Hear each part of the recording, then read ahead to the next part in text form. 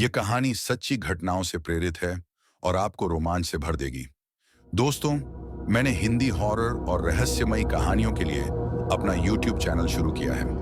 आपकी मदद से हम इसे और भी बेहतर बना सकते हैं। अगर आपको मेरी कहानियां पसंद आती हैं तो कमेंट करें, वीडियो को लाइक करें और चैनल को सब्सक्राइब करें ताकि मैं आपके लिए और भी खौफनाक और रहस्यमयी कहानियां ला सकूं। आपके सुझाव और समर्थन मेरे लिए बहुत मायने रखते हैं। मैं पूरी मेहनत से ये कहानियां लिखता हूं ताकि आपको एक अनोखा अनुभव मिल सके। श्मशान की चुड़ैल और अघोरी का खतरनाक तांत्रिक युद्ध भारत के उत्तर में एक घना जंगल था, जिसके बीचों बीच एक प्राचीन श्मशान स्थित था। इस श्मशान की मिट्टी काली थी, राख अब भी जलती महसूस होती थी और रात के समय वहां भूतों और आत्माओं का डेरा रहता था। स्थानीय लोग इसे मृत्यु भूमि कहते थे, जहां जाने वाला कभी लौटकर नहीं आता था। इस श्मशान में एक अघोरी भैरवनाथ अपनी तांत्रिक सिद्धियों को पूर्ण करने के लिए आया था। उसे इस स्थान की भयावहता का आभास था, लेकिन उसे यह भी झांक था कि यहाँ एक बेहद शक्तिशाली आत्मा का वास था। काली माया, जो कभी एक तांत्रिक रह चुकी थी, लेकिन विश्वासघात के कारण वह एक भयंकर चुड़ैल बन गई। भैरवनाथ ने श्मशान में अपने तंत्र अनुष्ठान की शुरुआत की। चारों ओर सिर्फ राख और खोपड़ियां थीं। अचानक ठंडी हवा का झोंका आया और वातावरण बदल गया। आसमान में काले बादल घिरने लगे, हवा में जलते मांस की गंध फैल गई। काली माया प्रकट हुई। उसकी आंखें खून की तरह लाल थीं। लंबे काले बाल हवा में लहरा रहे थे और शरीर से जलती राख टपक रही थी। उसकी आवाज में कंपन था।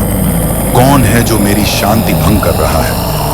भैरवनाथ ने मंत्रों का जाप करना जारी रखा, लेकिन काली माया ने एक जोरदार चीख मारी, जिससे पूरा श्मशान गूंज उठा।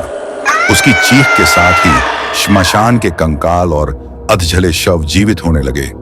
उनकी खाली आंखों से काला धुआं निकलने लगा।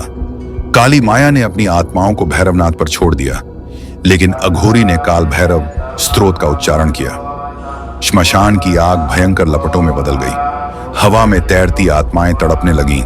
उनके चीखों से पूरा जंगल कांप उठा। बिजलियां कड़कने लगीं और पूरा श्मशान हिल उठा। श्मशान की जमीन से खून रिसने लगा, मानो मृत आत्माएं अंधेरे से बाहर आने की कोशिश कर रही थीं। काली माया ने अघोर विध्वंस मंत्र का उच्चारण किया, जिससे पूरे श्मशान में अंधकार छा गया। लेकिन भैरवनाथ ने एक रहस्यमयी तंत्र से स्वयं की रक्षा की।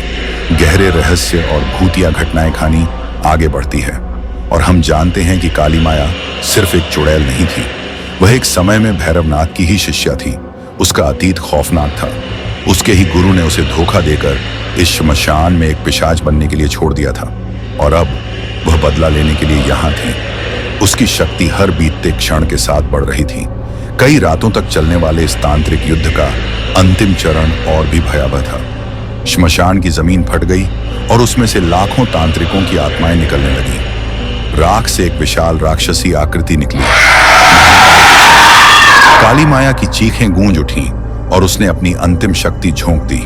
पूरे वातावरण में रक्तिम आंधी चलने लगी और पेड़ों से काले साए निकलकर आकाश में मंडराने लगे। श्मशान की चिताएं स्वयं जल उठीं। उनके भीतर से नीले कंकाल बाहर निकलने लगे, जो भैरवनाथ पर टूट पड़े।